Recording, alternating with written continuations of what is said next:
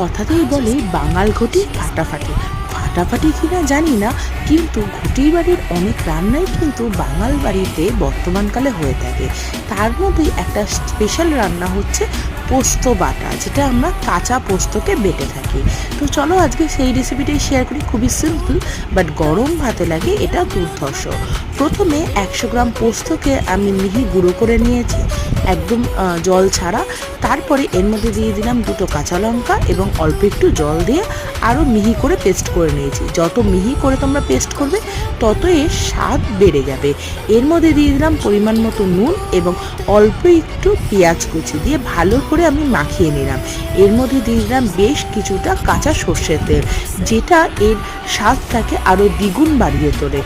Ready হয়ে গেল আমাদের পোস্ত বাটা, যা গরম ভাতে দুর্ধর্ষ লাগে। আর এই গরমে এটা অবশ্যই ট্রাই করে দেখো। তো আজ আসি, টাটা।